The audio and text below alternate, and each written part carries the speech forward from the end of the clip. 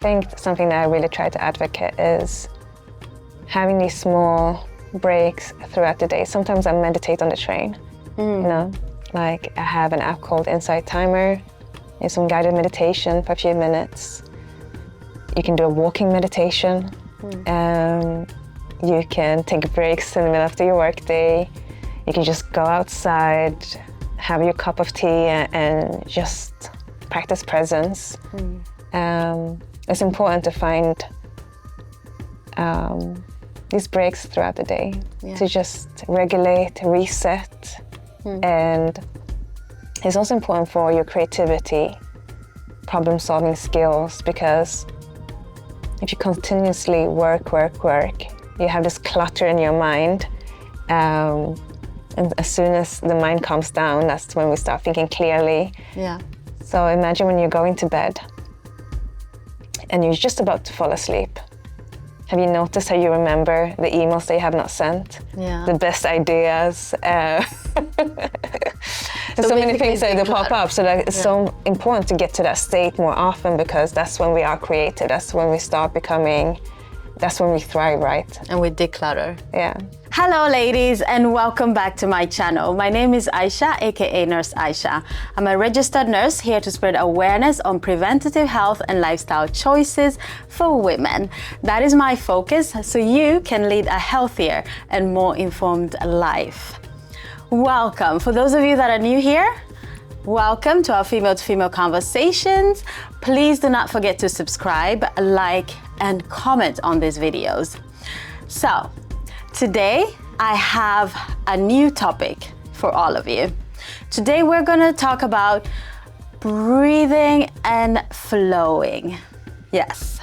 I have invited to the empty chair a lady, a yoga instructor, Weini Smon. Now, Weini works a little bit differently than other yoga instructors. This is what she does. It's all things wellness. Weini is a yoga instructor, like I said, and wellness advocate. She changed course after working in corporate for 15 years and followed her purpose, which was working with wellness. Now, what we're gonna do is we're gonna talk to her about wellness, the pillars of wellness, what it means to her to work with wellness and why she does it. We're gonna talk about yoga, meditation, self-care, and how to regulate our nervous system.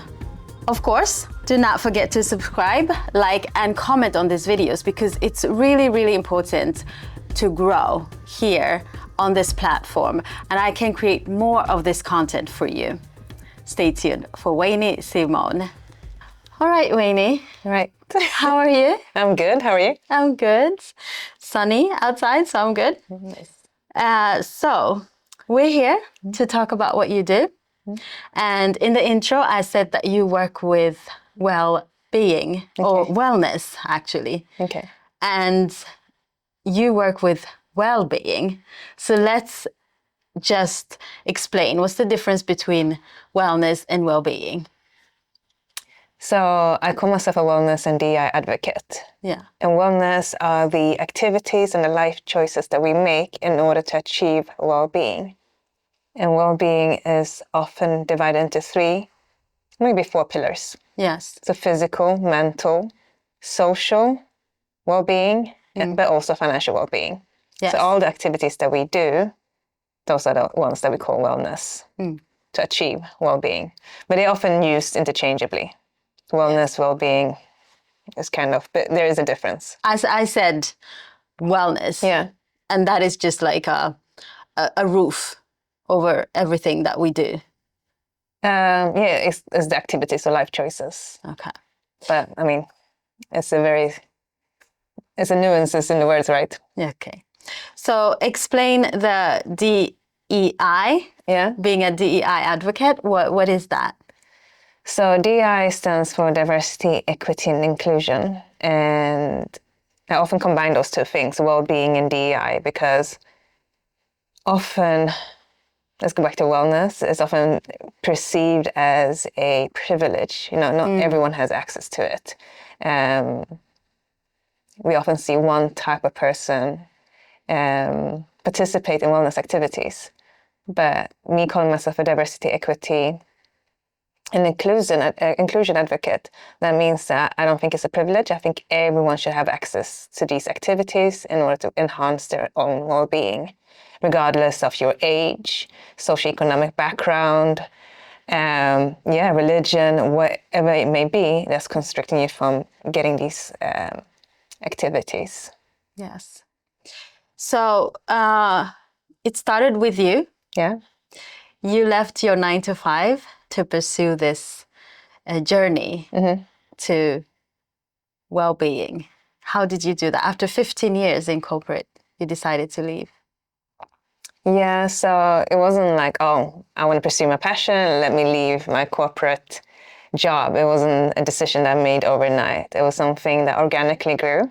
Back in 2020, I've always been into like movement and wellness, but not on a very, very serious level. So back in 2020, I went to India to do my teacher training in yoga.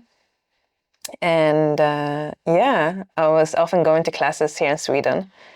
And I felt kind of out of place going to yoga classes. I was the only Black person there, and I wasn't really sure what was going on, the name of the poses.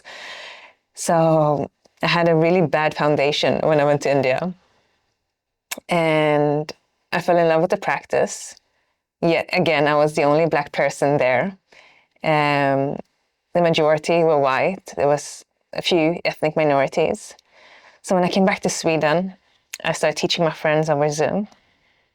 And eventually I posted in a Facebook group called Afro Garis. And I was going to have classes every Saturday for free, just because I wanted to gain more teacher experience. And over 80 people signed up.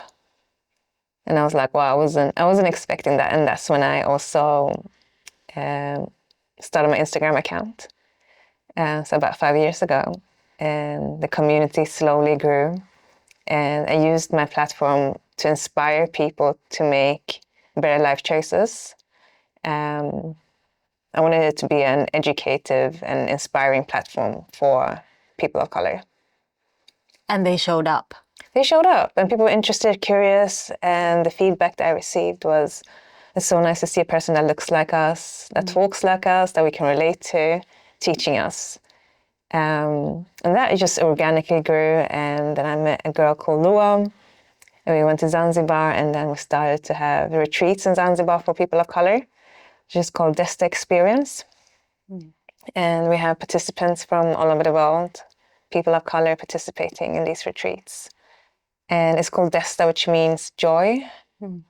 So the root, like the retreat is rooted in joy. So we want Black people or people of color to experience joy in the motherland through movement. So there was a gap that you filled that we needed. Yeah, I guess. And you didn't know. I didn't know. I mean, it was just something that we explored, and we saw that, okay, I wasn't the only one. Luan wasn't the only one. People were curious. Just because we didn't see people that looked like us in the space didn't mean there wasn't a need for it. And it was perfect as well, because it was during COVID.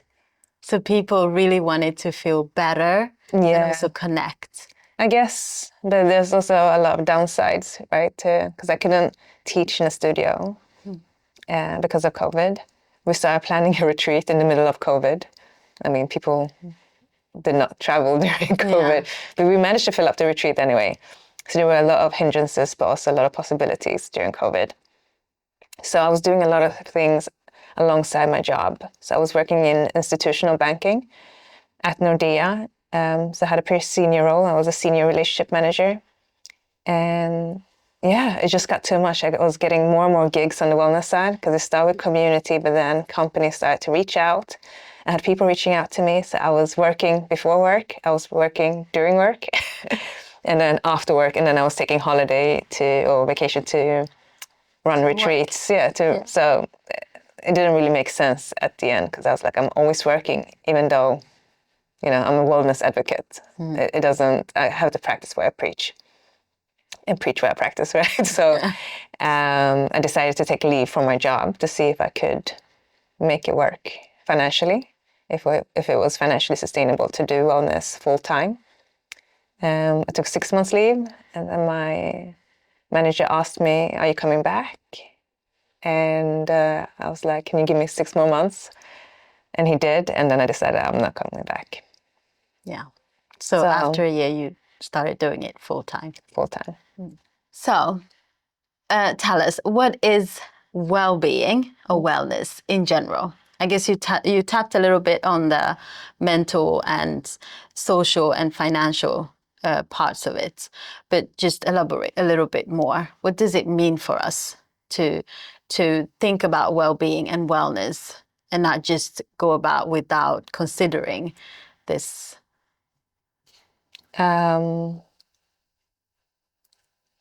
So often think about well-being as 360. It's not just one area of your life, right?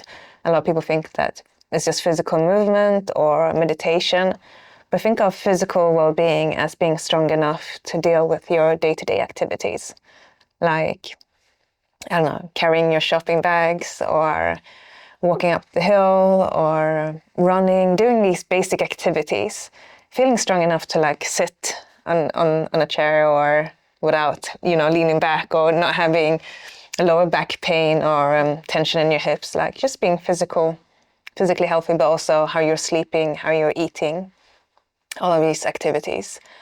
Hydration, are you drinking, are you smoking? So physical well-being. And then you have mental well-being. Are you mentally strong enough to deal with life's ups and downs? Or are you collapsing every time something happens to you? So being mentally strong.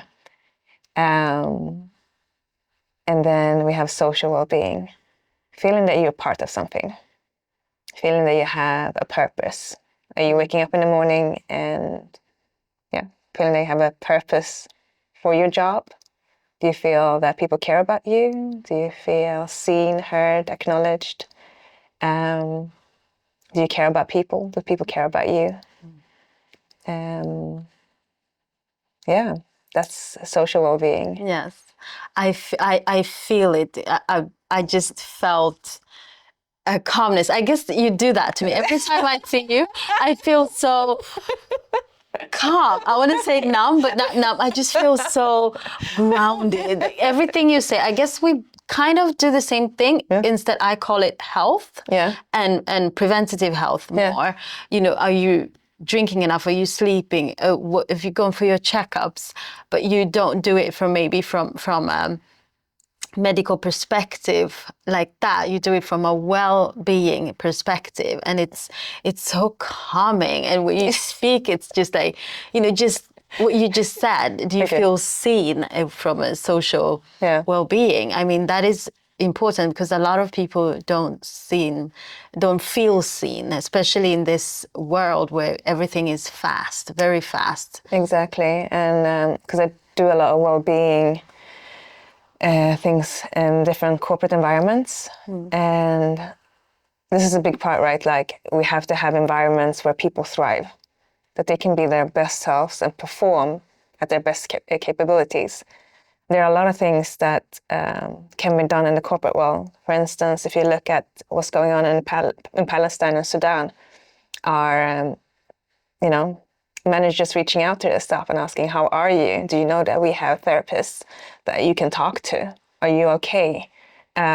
Maybe not just pointing out 2 or 3, singling out people, but on a broader level, like, okay, if you're going through something, whatever it's the political situation back home or in Sweden, we have therapists that you can talk to and can support you so that you are okay, and want you to flag, like, creating these environments at work where people can thrive. Physically, mentally, emotionally, socially, but also financially. And we also talk a lot about financial well-being. What is your relationship with money? Do you know how to save? Do you know how to spend in a healthy manner? Are you saving up to your pension? Are you, Are you making enough? Are you making for your enough? family to? Yeah, but also like, do you know how to manage it? Because sometimes it doesn't matter how much money we make. Are you able to, a lot of people just overspend on things, but they have not a healthy relationship with money. I see a lot of people, especially ethnic minorities, that are able to make so much with their money, even though they're earning very little. Yeah. I mean, my mom, my mom bought a flat like when my dad was in Eritrea. She had one income, and she did it on her own, and without my dad's support. So, and I know one of my best friends, when her mother passed away, and she was going through like all of her papers, she was like, I don't know how my mom did this with the salary that she had. You know, she bought 2 apartments. She bought an apartment back home. She was saving up for her daughter to have a secure future.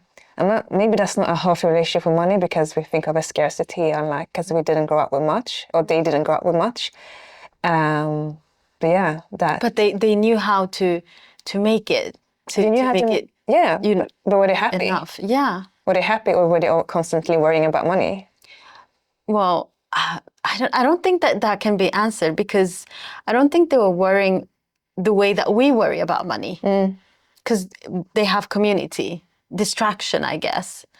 I don't know, because I feel like my mom always worried about money, because she never knew if she would get a phone call from Eritrea that someone left the country, and all of a sudden, you know, we need to figure out how to get $20,000. Do you know what I mean? She was here. Yeah. She was here, not back home. No. Because I'm thinking about back home, they just make it work.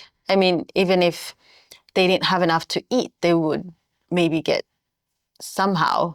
Yeah, but often the people, if I look at Eritrea, often it's the people in the diaspora that are supporting people back home, and which puts a very big burden on people here, right? If you're not making enough money and you have to support a lot of people back home, and you never know when you get the emergency call, like, okay, this happened, or we have this religious holiday, we need to buy 3 goats, or whatever it may be, you know.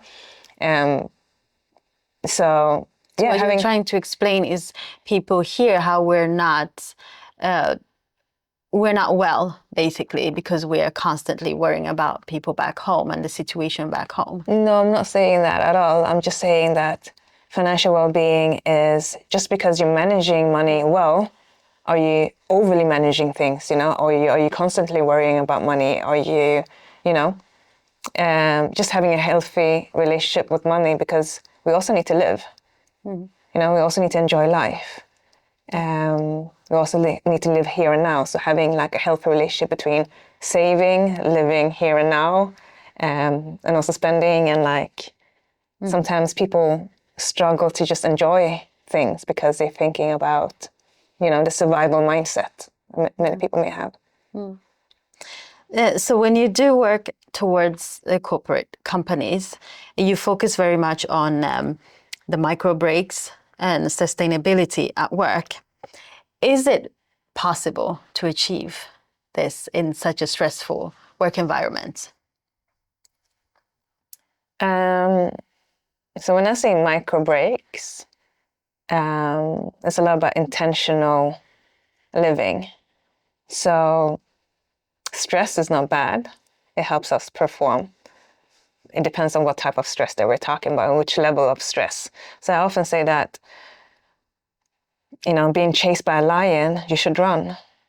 But for how long can you run? So we need to find this good balance between stress and rest, you know, where the equilibrium meets between our ANS and PNS, right, in our nervous system. So you can have a stressful job, sure, and you can thrive in that. But I think it's important that you include breaks, that you include the same way our computers needs to reboot. We need to like find moments just to find stillness, because we can't run continuously. But yeah, it all depends on what type of stress that we're talking about, how much stress we're talking about, what type of stress that we're talking about. I think it's important that we are in environments where our nervous system feels regulated. I'm not saying completely calm, just, you know, a little bit of stress is good, but what type of stress is it? Is it that you are facing racism at work? Is it that your workload is too much? Is it that you're worried about losing your job all the time? What type of stress are we talking about? So it's kind of a broad question, which is very hard to answer, but I think a little bit of stress is good. Do you think that they bring this up at work when they talk to their employers? Do you think that the companies that you work with, for instance, or any other company, do you think that this is even discussed at all? I think so. Or is it that person's problem? Because I recently listened to a podcast where a lady was talking about that whatever the work balance, that if she was going to hire someone and someone asked her about work-life balance, she wouldn't hire that person because that is not her problem. That is the employee's problem to find that balance. I mean, it's often discussed today as well. Like, I have zero work-life balance, for instance. Like, most of the things I do is work-related. That is really brave to admit. No, but like, my job is very much a lifestyle, right? Oh, okay. Like, I always walk around with my yoga wear. Like, I'm Yeah. like, Because you just came from a class. I came from a class, teaching a class, and then I'm going to teach again, and then I'm going to sit down and write down a few things. So like, everything is kind of around my job. It's also my passion. So it's kind of, and I think a lot of entrepreneurs live like that. You know, it's hard to distinguish what's work and what's not. Often when I go on holiday, I end up working anyway.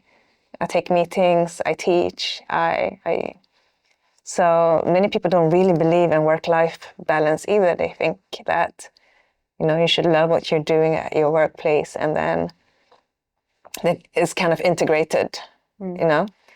But it's definitely not just employers' responsibility. It's our responsibility to find a healthy relationship between. But for me, what I disagree with that. I mean, yes, if it's your passion and if it's sustainable, you make it work. Because for us that do a 9 to 5, it's really important to find that work-life balance. And that is the whole purpose of clocking in and clocking out. Because if I took my work with me, my work as a nurse is very stressful and it's very emotionally draining. If I take that with me, I'll never be able to come back. I'll never be able to survive. Not even a month at work. I don't think so. I mean, a lot of us do. It's very hard not to think about, you know, if you're working in palliative care, if someone passes on, or if you're working in emergency care and there's, you know, these days been a shooting and you see, you know, young people being shot at and stuff like that. But it's very important to then find that balance where you can. So what is work-life balance? Good question. I had a live with Edges and Drinks, a good friend of mine, Miriam Navunya, and we talked a little bit about that. For me, I guess work-life balance is to try and make sure that you basically just remove that should I say uniform, and just be present and not think about work constantly, which you just mentioned you do if you are an entrepreneur. You take it with you. You're constantly carrying this with you. And you can just, if you're, say, at a dinner table. Yeah, but I also have a lot of flexibility. Yeah.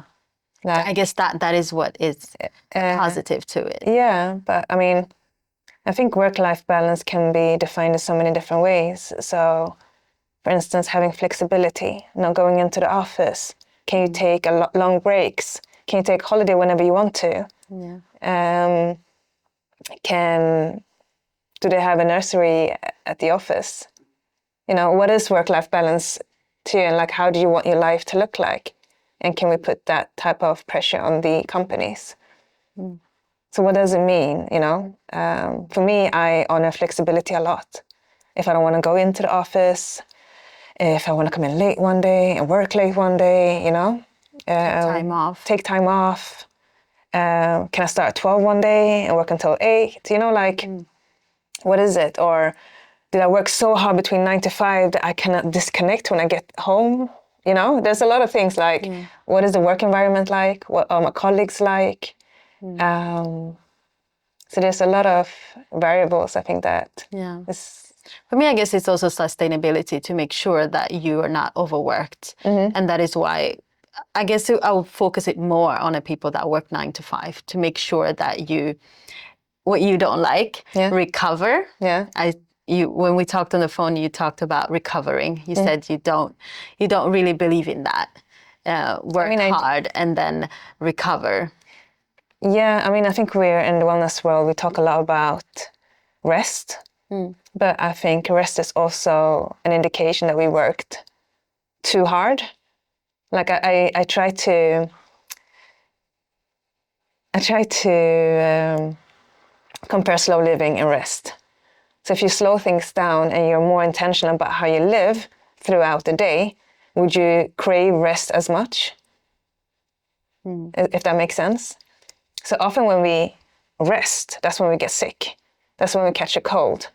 Or after working. After working, yeah. Or even like on the weekends, all of a sudden you catch that cold. Or it's very common that people get sick, very sick, when they actually start resting and their immune system starts, oh, is this what rest is like? But what happens if we actually slow down during the day and make that our normality? Instead of constantly rushing. So in Sweden, we have this, it's very common to work 11 months out of the year. Yeah. And then you take 4 weeks off. In the first week, a lot of people get sick. Yeah. So is it really normal to work 11 months out of the year and then get a holiday? And then you're supposed to do all these million things during these 4 weeks? Yeah. Like going abroad, 1 week in Greece, renovate your house, like there's a million things. I'm with you because I'm still there. I'm still doing that. I'm still there. But what happens if you we work less or we find a slower pace in life? We actually focus on what we're eating during the day because we live very fast. Everything is fast around us, like fast fashion, fast food, fast coffee. Yeah. Everything is just like coffee. instant coffee. Yeah. Everything is just fast that we're so checked out. Our bodies, we're not even able to communicate with our bodies anymore.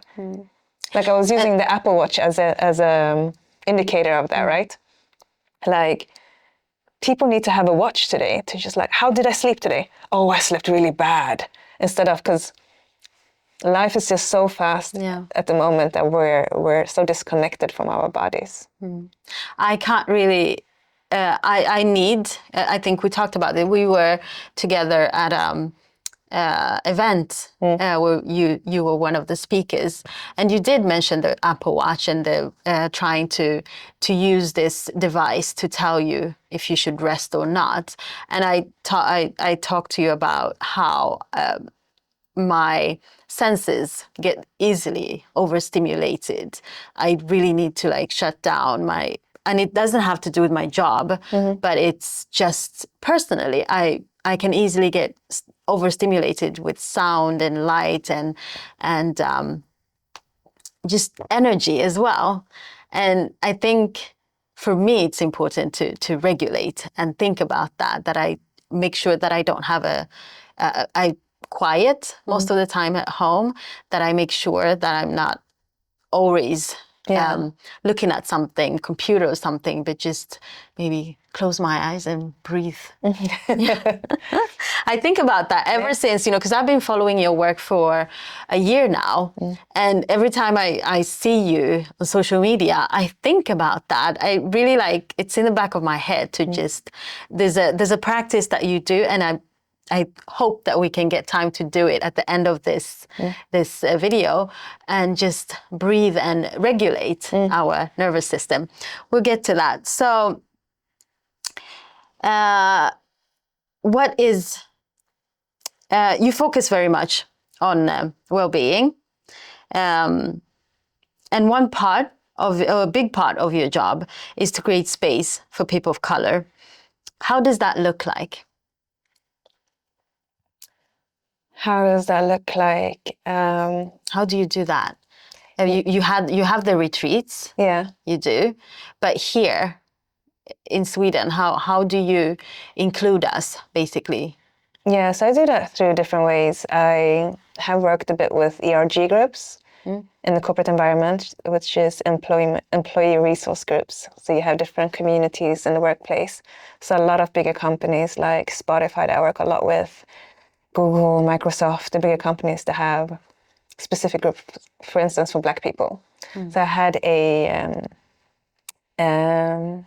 workshop called Radical Self-Care, which is specifically tailored for us with the different things that we go through as a Black person living in Western society. Like generational, that's not specific for the Western world, but like generational trauma, minority stress, emotional attacks, the social expectations that we have from the cultures that we are from, but also living in the West, the political situation in Sweden, but also back home. There's a number of things that we go through and how we can identify the things that are triggering us and how we can regulate our nervous system and the importance of that. And I think it's important to look at well-being from an equity standpoint, meaning that wellness practices is not a one-size-fits-all. Yeah. So when I teach people of color, my classes are very different from my normal studio classes, because I know for a fact that Black people or people of color, many of us, I'm not going to generalize, but are in survival mode, for instance, going through the things that we go through. Stillness can be very hard for us to obtain or feel comfortable with, because many of us are very comfortable with being in survival mode, always fighting, always pushing through. The stillness is very uncomfortable for many people. Not for everyone, but for many people. And sometimes it's not even our pain that we feel. It could be our grandmother's, our ancestors' pain, and we don't even know where the pain is coming from. But when we sit still, we start feeling things. And a lot of people start crying, don't know how to deal with it. So it's important to have that in the back of my mind, that when I teach, I have to teach from a standpoint where equity and what people are not maybe used to these practices, and what can happen in the body and what can happen in the body and in the mind when we start connecting the mind and body through practices like yoga. Yeah. So you mentioned yoga, and that is what you teach mainly. And when you talk about people not feeling overwhelmed, I do practice a little bit of yoga. I wouldn't say that I know a lot, but when I was getting into practicing stillness and yoga, I was listening a lot of podcasts, and there's a specific maybe pose, but when you lie down, it's called savasana or something like that. Yeah, shavasana. Shavasana, and that is what lady, a female woman of color, talked about how a lot of us have trouble with just lying still and closing your eyes, especially not in a space where you're going to go to bed, but just breathing through whatever that you're going through. That's exactly what you're explaining, that people start crying, people get too emotional, they just don't want to do it. But yeah, today's self-care is known as something luxurious, something that you indulge with, like self-care Sundays. It's become something that capitalism has been able to, build a whole industry on. But self-care is just practices in order to enhance your well-being. Well-being. Yeah. In order to survive and hopefully thrive in this world. Yes. And the retreats, Zanzibar, why Zanzibar? Why Zanzibar? Why not Zanzibar?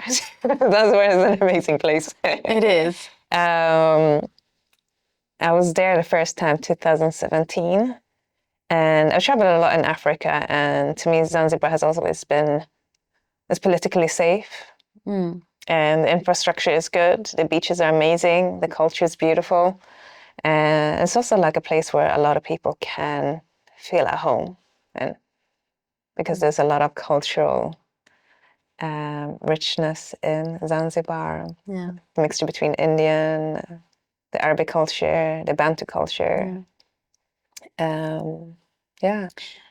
So for me, when it comes being in the healthcare sector, when I think about yoga, I think about exercise, not only, you know, just meditating and breathing, but also exercise for stability, for posture, for strength.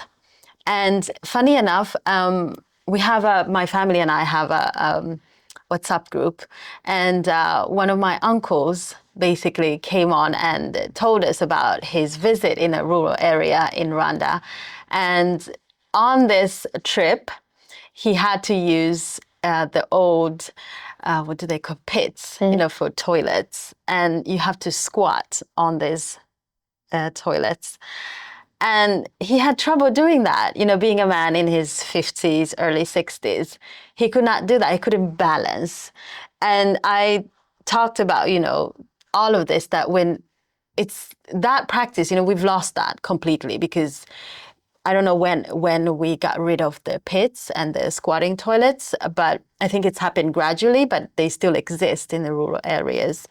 But many of us that are living in the urbanized world can no longer balance and squat like that on these toilets. So we had a laugh about that. But then I came to think about yoga and practices, because when I've practiced, we do a lot of squatting and trying to balance. And I feel like this is important as you get older, to train, because we talk about preventing falls when you're older, so you don't break a hip, you don't break a knee. And for me, as a woman of a certain age, I feel like if I don't stretch before I leave the house, it's kind of, I don't know what happens to my body. You know, we need that. Yeah. What would you say about that, using yoga to strengthen your body and posture? How important is it? So in the West, we talk about yoga as physical movement. But yoga is beyond physical movement. So yoga is we have 8 branches in yoga, and the physical movement is one. So the point of yoga is you create strength and flexibility in your body in order to be able to sit in stillness. So to be able to have strength in your back, to be able to have open hips, to be able to sit in a cross-legged position, right, for hours and hours and hours. And a lot of us in the West, we don't have that flexibility nor strength. So, yeah, flexibility and strength in the body through yoga, absolutely. Strength and flexibility in your mind through yoga, absolutely. So it's like a mind-body connection. But I also feel like we shouldn't wait to do these practices. Because if you don't use it, you lose it. Yeah. So start early and never stop, basically. But we have a way of starting when we feel that something is not feeling right in our body. So the earlier you start, the better it is, but it's never too late. Yeah. And there's always ways to modify your practice. But I agree with you, the older we get, the more important physical movement is. I started strength training last year, and I'm realizing now how important it really is as we grow older, because we lose a lot of muscle mass, right? Yeah. So really incorporating heart-racing activities, strength building exercises, but also just stretching and being mindful about the type of movements that you do. So being that I'm from healthcare, how does that intersect? Have you stumbled upon people that are come from the healthcare world to get into it's known as what is it? Eastern medicine? Eastern medicine, yeah. So when we talk about 8 branches of yoga, it's one of them being physical, the physical aspect of yoga, which is asana. But then we have ahimsa, the yamas, which are philosophies, rather than like physical practices. We have meditation, which is one branch, breathwork is one branch, and so forth. But what was your question? Is there an intersection between Western medicine and this Eastern practice, basically? Can we work together? I mean, Does one overrule the other? Or can we coexist? we can of course coexist, but we also need to look at money. When money is involved in a lot of things, what is the objective? So depending on which country we're talking about, but if we look at America, it's a very money-driven industry when it comes to healthcare, right? Supplements, medicine. Like if we start curing things ourselves through preventive care or like yoga, breath work, the food that we eat, there's no need for... Money will be lost. No money, yeah, money will be lost, but there's not the same need for healthcare, right? Or medicine, pharmaceutical products. Or healthcare. Like if we're strong, if our bodies and our minds are strong, then we're less likely to become ill, right? So healthcare is needed, but there's also like a business aspect of things. And we're moving further and further away from, normal healthy food. Things that should be bought with money are more promote than the easy things that are accessible to us, like just taking a walk, going out for a run. No, you don't need to buy a gym membership to be active, right? You don't need to go to expensive classes to have breath work. You don't, everything is accessible to you. And if we don't prioritize our wellness, then it will turn into an illness, right? Yeah. It will turn into an illness if we don't have a good foundation and we take care of our bodies. And it's we get instant results when we practice wellness. And it's also a long-term investment. I strongly believe that. It's a long-term investment. And like, for instance, a lot of people don't talk about, if you go for a walk 1 hour before you start studying, you're more likely to remember what you're studying. If you 3 hours of heart-racing activities a week is equal to a low dose of antidepressants. There's a lot of things that we don't talk about because there's a money-making industry out there, right? Obviously, healthcare is needed, obviously. But it's also an industry which is, depending on which country we're talking about, but that are also benefiting from people being sick. If you look at the private healthcare in certain countries. So of course we can work alongside each other. Yeah. But there's also an industry in the wellness scene that's making a lot of money from people. Yeah. Yeah. So we need to start looking at, the core problem. The core problem. Basically. Yeah. Yeah. Sweden is a very socialist country, right? And we're not making the same type of money on healthcare, rather the opposite. And it's being very subsidized by the government. But do you remember the documentary called What the Health? I think so. I remember Sicko. Okay. But I don't think I watched that one, but I've heard of it. I watched Sicko when that was going. I think they had the same concept somehow. I think I started watching What the Health, but never finished it. But yeah, no, definitely we can work alongside each other. And I think it's also important to think that, we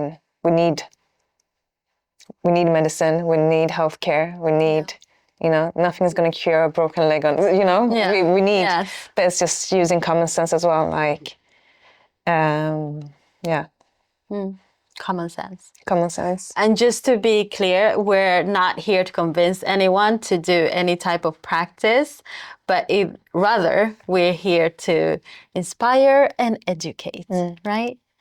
And with that said, I thought that we would end with our breathing exercises that it always gets me so calm. Just the presence of it, I think, gets me so calm. And I remember when we were at this event, you talked about your morning routine, going outside and having your first cup of coffee on your balcony. I actually try to incorporate that because I have an outside space. Yeah. And it's, I mean, you just have to get into it to actually step outside. But we're so used to enjoying this cup of coffee either at your table or maybe in your sofa, thinking that that is calming. But sitting outside, and I actually usually sit inside and listen to the birds. But now I go outside and listen to the birds and listen to what's happening. And it's a whole new experience. Thank you for that. Yeah, thank you. So let's breathe and end the session. Thank you so much for coming. No, thank you for having me. Yes. And for those of you that are here for the first time, do not forget to subscribe, like, and comment, and share your thoughts on your experience with well-being and wellness and yoga.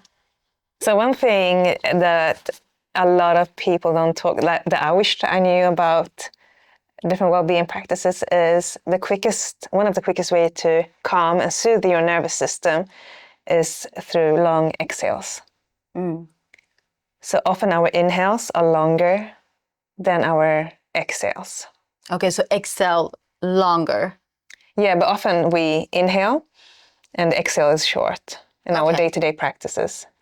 But if we extend the exhale, that's how we soothe the parasympathetic nervous system.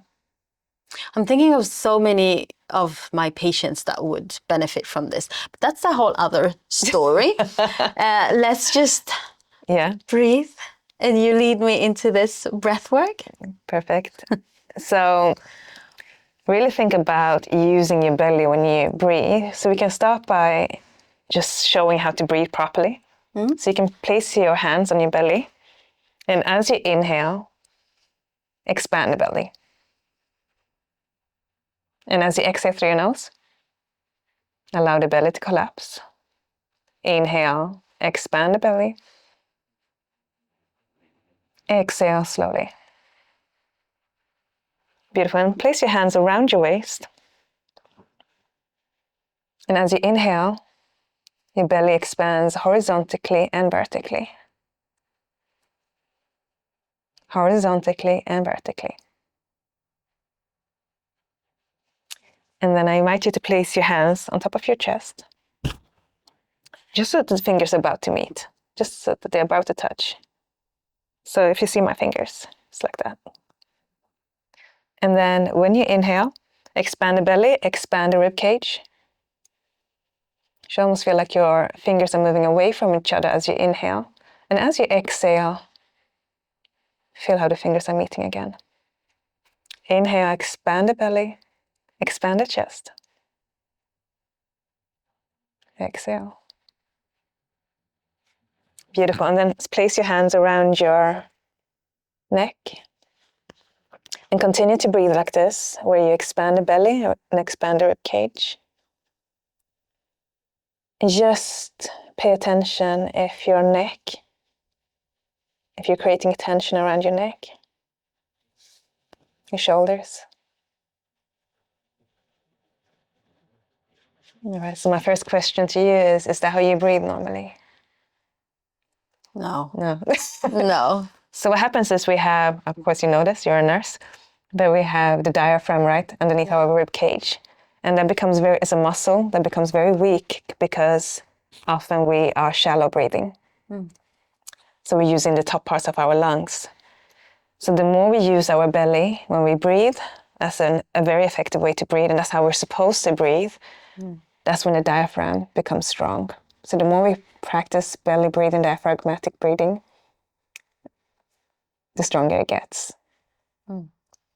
So I invite you to just close your eyes, ground your seat bones, find length in your spine. Almost imagine that someone is pulling your hair on top of your head. Relax your shoulders, allowing your hands to melt down on your laps.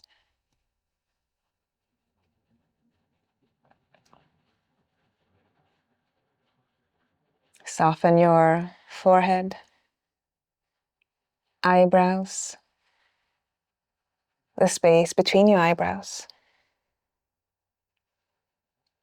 Allow all the muscles around your eyes to soften.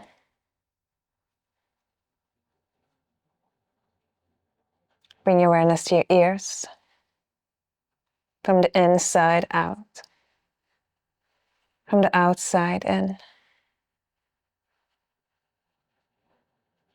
And just beneath your ears, see if you can soften that area all the way down to your jaws, softening your jaws. Relax the inside of your mouth, the inside of your right cheek, the inside of your left cheek, your palate, your gum, teeth, the tip of your tongue, the root of your tongue. And take a deep inhale in through the nose. Exhale slowly through the nose. In through the nose. Allowing the belly to expand. Exhale through your nose. You just continue to inhale through the nose.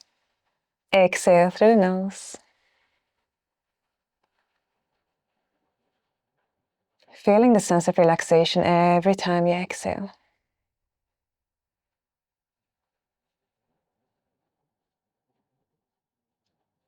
I invite you to think of a color that brings you calm. And as you inhale, imagine that you're inhaling this color. And as you exhale, feel how you're being showered this color from head to toe. In, out, in, out.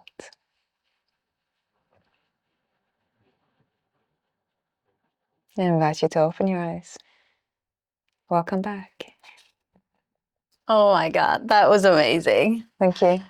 I imagine doing this every morning or once a day. Yeah. I mean, it's soothing, it's calming, it's relaxing. It's just amazing. Thank you so much. Thank you. And I think something that I really try to advocate is having these small breaks throughout the day. Sometimes I meditate on the train, you know, like I have an app called Insight Timer. It's some guided meditation for a few minutes.